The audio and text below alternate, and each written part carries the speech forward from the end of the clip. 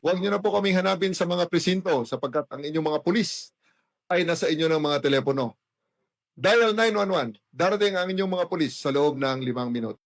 Lilingkod sa bawat Pilipino at magbibigay ng tamang impormasyon para sa tahimik at maayos na Pilipinas. Police News Network, alagad ng batas, tagapagtaguyod ng balitang pulis, sandigan ng mamamayan, patnubay ng katotohanan.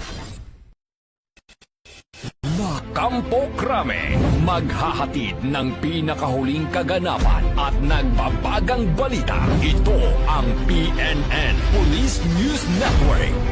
At ngayon, ang inyong mga tagapagbalita. Magandang araw, Bagong Pilipinas. Ako ang inyong alagad ng batas, tagataguyod ng Balitang Pulis. Patrolwoman Maria Danica Bungo mula sa Regional Mobile Force Battalion ng NCRPO. Maghahatid sa inyo ng tamang balita, kwento ng pulis at serbisyo para sa mamamayan. At ito ang PNP News Online.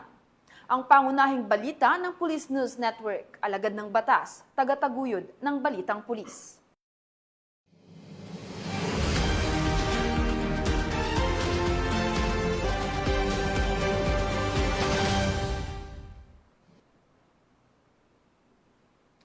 Narito ang mga balitang dapat niyong abangan. Tinatayang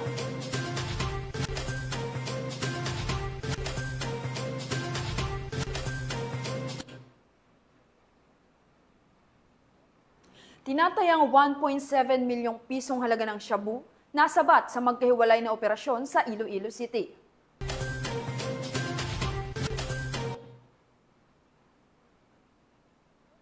Most wanted person na may kasong qualified theft, arestado sa mabilis na aksyon ng PNP sa Ilocos Norte.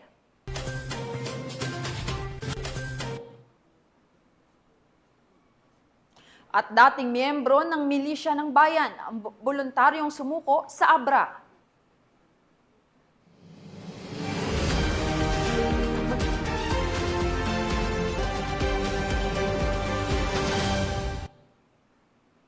Narito ang mga balitang hatid ng ating PNN correspondents mula sa iba't ibang panig ng bansa.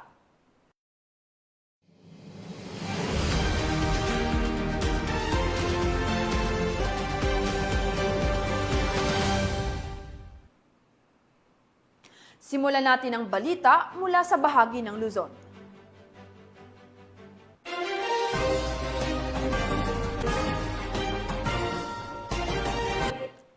Hindi na nakalayo ang isang babaeng top 2 most wanted person na may kasong qualified theft matapos itong mamataan sa isang bus terminal sa Batak, Ilocos Norte sa pamamagitan ng mabilis na aksyon ng pulisya matapos ang tawag sa 911 ng isang alertong mamamayan.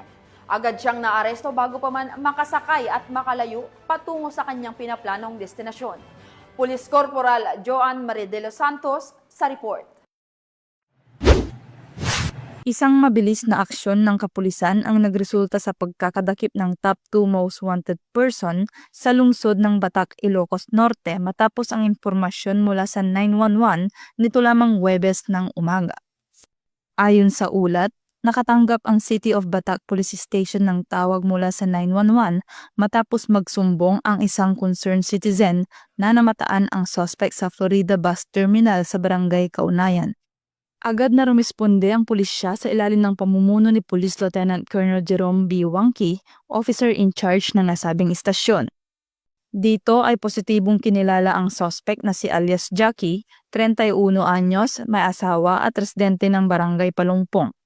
Siya ay may kasong qualified theft sa ilalim ng criminal case number 6507-18 na may rekomendadong piyansang 120,000 piso. Ang warrant of arrest laban sa suspect ay inisyu ni Honorable Maria Corazon M. Labrador, presiding judge ng RTC Branch 18, Batak City noong Agosto 13, 2025. Ang mabilis na koordinasyon ng mamamayan gamit ang 911 ay itinuturing ng kapulisan na mahalagang susi sa matagumpay na operasyon. Patuloy namang nananawagan ang City of Batak PNP sa publiko na makipagtulungan sa mga awtoridad sa pamamagitan ng 911 at iba pang linya ng komunikasyon upang mapanatili ang kaayusan at kaligtasan sa komunidad. Mula dito sa Ilocos Region, ako ang inyong PNN correspondent, Police Corporal Joanna Marie N. De Los Santos, alagad ng batas, tagataguyod ng balitang pulis. Maraming salamat, Police Corporal De Los Santos. Sa bisa ng operasyon ng Tarlac City Police, nasa kote ang isang most wanted person municipal level sa Tarlac City dahil sa multiple violations ng Republic Act 91665 o Comprehensive Dangerous Drugs Act of 2002. Nakatutok dyan si Patrol Woman Janice Bulahaw. Arestado ng mga operatiba ng Tarlac City Police Station, Provincial Intelligence Unit at Provincial Investigation and Detective Management Unit ng Tarlac City Police Provincial Office ang isang most wanted person sa barangay sa Tarlac City. Kinilala ni Police Colonel Franklin P. Estoro, officer in charge ng Tarlac PPO, ang suspect na isang 22 taong gulang na lalaki na kabilang sa listahan ng most wanted person ng municipal level. Matagumpay na isinagawa ang operasyon sa bisa ng warrant of arrest para sa maraming paglabag sa Republic Act 9165 o Comprehensive Dangerous Drugs Act of 2002. Ayon sa ulat, dinala sa himpilan ng Tarlac City Police Station ang suspect para sa dokumentasyon at tamang disposisyon. Patuloy ang maigting na kampanya ng Tarlac PPO laban sa ilegal na droga upang matiyak ang kapayapaan at kaayusan sa buong lalawigan ng Tarlac. Mula dito sa gitnang Luzon, ako ang inyong PNN correspondent, Patrol Woman Janice Bulahaw, alagad ng batas, tagataguyod ng balitang pulis. Maraming salamat, Patrol Woman Bulahaw. Isang dating miyembro ng milisya ng bayan na nagsilbing food courier ng Communist Terrorist Group ang voluntaryong sumuko sa mga otoridad sa lalawigan ng Abra. Ang detalye ng report mula kay Patrolman Liam Sumkad. Isang 78 anyos na miyembro ng milisya ng bayan ang voluntaryong nagbalik loob sa pamahalaan sa Sitio Kileng, Barangay Luneng noong Agosto 13 taong kasalukuyan. Kinilala ang surrendery sa alias na Agoy, isang balo at magsasaka na nagsilbing food courier ng Communist Terrorist Group o CTG sa ilalim ng kilusang larangang gerilya North Abra. Ayon sa Likuan Baay Municipal Police Station, walang dalang armas si Agoy sa kanyang pagsuko at kusang loob na sumuporta sa kampanya ng National Task Force to End Local Communist Armed Conflict upang wakasan ang armadong pakikibaka. Siya ay kasalukuyang nasa kustudiya ng pulisya para sa debriefing. Patuloy namang nananawagan ang PNP sa iba pang miyembro ng CTGs na sumuko at mamuhay ng mapayapa kasama ang pamilya. Mula dito sa Police Regional Office Cordillera Administrative Region, ako ang inyong PNN correspondent, Patrolman Sumkad, alagad ng batas, tagataguyod ng balitang pulis. Maraming salamat, Patrolman Sumkad. Tunghayan naman natin ang mga balita mula sa Visayas.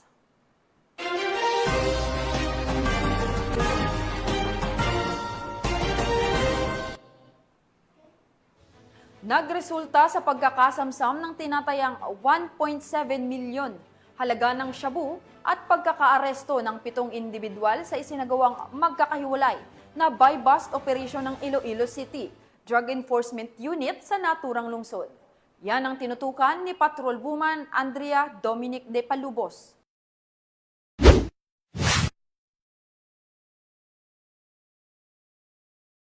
Sa patuloy na mas pinaigting na kampanya ng Philippine National Police laban sa iligal na droga, nasabat ang tinatayang 1.7 milyong halaga ng hinihinalang shabu sa magkahiwalay na drug buy-bust operation ng Iloilo City Drug Enforcement Unit nito lamang ika-14 ng Agosto taong kasalukuyan. Ayon sa ulat ng Police Regional Office 6, 7 katao ang naaresto sa magkakahiwalay na operasyon na isinagawa kahapon, kabilang na ang 3 itinuturing na high-value individuals at 4 na street-level drug personalities. Sa unang operasyon sa Barangay Baldoza, La Paz, arestado si alias Zaski, 32 anyos, residente ng Carles, Iloilo, na nagresulta sa pagkaka-recover ng tinatayang 200 gramo ng shabu na may standard drug price na 1.3 milyong piso. Samantala, sa sumunod na operasyon sa Barangay Rizal, La Paz, nakalipas, naaresto sina alias Leon, 53 taong gulang at alias Ranran, 49 na taong gulang na nagresulta sa pagkakasabat ng 50 gramo ng hinihinalang shabu na nagkakahalaga ng 340,000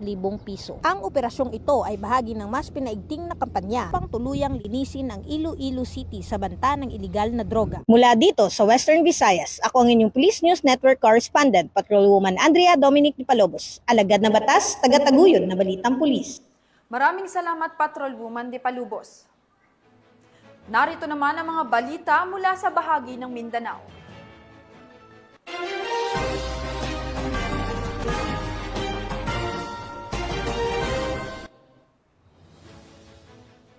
Isang one-time, big-time operation ang ikinasa ng PNP Highway Patrol Group sa kahabaan ng National Highway ng Glamang Pulumulok, South Cotabato. Alamin ang iba pang impormasyon mula kay Police Lieutenant Jean.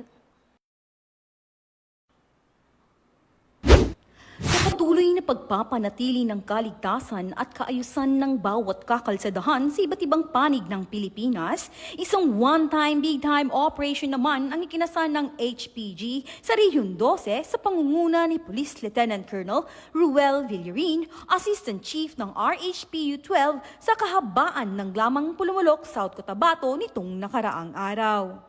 At narito po tayo ngayon sa Barangay Glamang, Pulumulok, South Cotabato upang isagawa ang isa na namang makubuluhang aktibidad ng ating kapulisan, ang initiated one-time, big-time operation kasabay ng pamimigay ng mga flyers sa ating mga kababayan. Layunin po ng aktibidad na ito na mas paigtingin ang kampanya laban sa mga motorcycles, motor vehicles-related crimes tulad ng carnapping at mapalawak pa ang mga kaalaman ng publiko tungkol sa mga batas trapiko. Ang nasabing operasyon ay bunga ng mas pinaigting na operasyon kontra carnapping at pagpapatupad ng mga batas trapiko sa kalsada.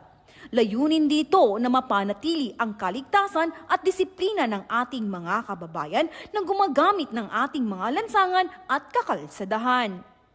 Patuloy na magiging masigasig ang Highway Patrol Group sa pagpapatupad ng mga operasyon at pagbibigay ng kaparusahan sa mga motoristang patuloy at paulit-ulit sa paglabag sa mga batas trapiko sa kalsada. Ang kaayusan at kaligtasan ng ating mga kalsada ay nakasalalay sa disiplina sa tamang paggamit nito at pakikipagtulungan sa mga kapulisan o iba pang sangay ng gobyerno na nagpapatupad ng batas sa kalsada. Kami ang guardian of the highways, ang kakampi nyo sa kalsada na patuloy na magbibigay ng serbisyong HPG na inyong maaasahan. Dahil dito sa ating bagong Pilipinas, ang gusto ng pulis, ligtas ka. At sa iba pang balitang serbisyong HPG, tumutok lamang sa aming YouTube channel at Facebook page na Police News Network. At mula dito sa RHPU 12, ako po ang inyong PNN correspondent, Police Lieutenant Jean A. Alimuhani para sa Police News Network. Alagad ng batas, tagataguyod ng balitang pulis. Maraming salamat, Police Lieutenant Jean Alimuhanit. Arestado ang isang lalaki sa barangay San Teodoro, Bunawan, Agusan del Sur, matapos mahuli sa iligal na pagbebenta ng chainsaw online nang walang kaukulang permit. Nakibalita dyan si Patrolwoman Mary Grace Artizuela. Isang 33 anyos na lalaki ang arestado sa Barangay San Teodoro, Bunawan, Agusan del Sur sa ikinasang entrapment operation ng Regional Anti-Cybercrime Unit 13, katuwang ang Bunawan Municipal Police Station dahil sa pagbebenta ng chainsaw sa online platforms na walang kaukulang permit.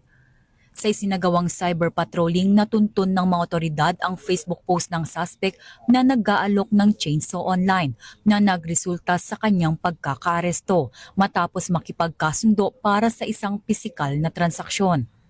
Kinilala ang suspect na si alias Ano na nahaharap sa kasong paglabag sa Republic Act 9175 Wang Chainsaw Act of 2002 na may kaugnayan sa Cybercrime Prevention Act.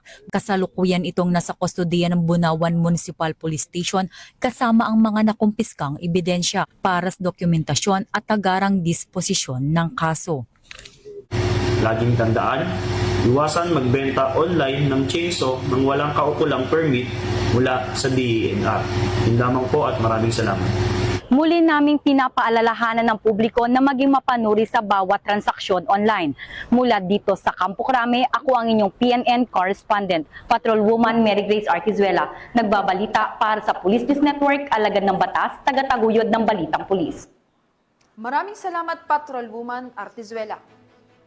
Tinatayang 1.45 milyong halaga ng iligal na droga ang nasamsam, habang 35 drug suspect ang naaresto sa isinagawang simultaneous anti-criminality sa law enforcement operations ng PNP sa rehiyon ng Caraga. Ang balita mula kay Patrolwoman Kay Francisco. Umabot sa 1.45 million ang halaga ng shabu at marijuana ang nasamsam at 35 na drug suspect ang naaresto sa isinagawang simultaneous anti-criminality law enforcement operations ng PNP Caraga mula Agosto 7 hanggang GIS 2025. Ayon kay Police Brigadier General Marshal Mariano P. Maestrado IV, Regional Director ng Police Regional Office 13, sa nakumpiskang 215.53 na gramo ng shabu na nagkakahalaga ng 1,452,004 pesos at 6 na gramo na marijuana na tinatayang 720 pesos ang halaga. Inakamalaking drug haul ang naitala ng BCPO matapos mahuli ang high-value target na si alias Insik, 46 anyos at residente ng Barangay Limaha, Butuan City, na nahulihan ng 110 na gramo na hinihinalang shabu na nagkakahalaga ng 748,000 pesos sa Barangay Ambago, Butuan City. Ayon kay Regional Director Maestrado IV, ay patuloy nilang palalakasin ang kampanya laban sa iligal na droga sa rehiyon. Walang lugar sa Caraga para sa mga sangkot sa iligal na gawain. Sisiguraduhin naming sila ay mananagot sa batas. Mula rito sa rehiyon ng Caraga, ako yung Police News Network Correspondent, Patrolwoman Kay Francisco, alagad ng batas, tagataguyod ng balitang pulis. Maraming salamat, Patrolwoman Francisco. Isang lalaki ang arestado sa Compostela, Davao de Oro sa bisa ng search warrant na ipinatupad ng Regional Police Drug Enforcement Unit 11 matapos makumpiskahan ng 100,000 pisong halaga ng shabu. Magbabalita dyan si Patrolwoman Aldin Canyazares. Arestado ang isang 34 anyos na lalaki sa ikinasang operasyon na pinangunahan ng operatiba ng Regional Police Drug Enforcement 11 noong hapon ng 14 ng Agosto sa Purok 12, Barangay Poblacion, Compostela, Davao de Oro. Kinilala ang suspect sa alias na Boss na residente ng nasabing lugar. Sa bisa ng search warrant, hinalughog ng mga otoridad ang tirahan ng suspect na nagresulta sa pagkakakumpiska ng humigit kumulang 15 grams ng hinihinalang shabu na may standard drug price na 102,000 pesos at iba pang drug paraphernalia. Si Boss ay nahaharap ngayon sa kasong paglabag sa Republic Act 9165 o Comprehensive Dangerous Drugs Act of 2002. Sa pamamagitan ng koordinadong operasyon at mahigpit na pagpapatupad ng batas, ipinapakita ng kapulisan ang kanilang pangakong panatilihing ligtas at mapayapa ang bawat barangay. Mula dito sa Police Regional Office 11, ako ang inyong PNN Correspondent, Patrolwoman Aldin Canyazares, alagad ng batas, tagataguyod ng balitang pulis. Maraming salamat, Patrolwoman Canyazares. At yan ang mga balitang nakalap ng ating PNN correspondents mula Luzon, Visayas at Mindanao. At bago po tayo magtapos, nais ko lamang pong batiin ng isang maligayang kaarawan ng si Patrolman Javier ng Quezon City Police District. Yan, happy birthday and God bless po, Sir Andeng. At sa ngalan ng pamunuan ng Philippine National Police sa pangunguna ni PNP Chief Police General Nicolas Torre III at sa pamumuno ni President Ferdinand Bongbong Marcos Jr., kami ay maglilingkod sa bawat Pilipino at magbibigay ng tama at balanseng balita. At sa mga mahal naming kababayan, huwag na kayong maghanap ng pulis sa presinto sapagkat kami po ay nasa inyo ng mga telepono. Tumawag sa 911, darating kami sa loob ng 5 minuto. Mula rito sa tanggapan ng tagapag-ugnay ng pambansang pulisya, ako ang inyong alagad ng batas, tagataguyod ng balitang pulis. Patrolwoman Maria Danica Bacal Subungo ng Regional Mobile Force Battalion ng NCRPO. Maghahatid ng tamang balita, kwento ng pulis at serbisyo para sa mamamayan. At ito ang PNP News Online, ang pangunahing balita ng Police News Network.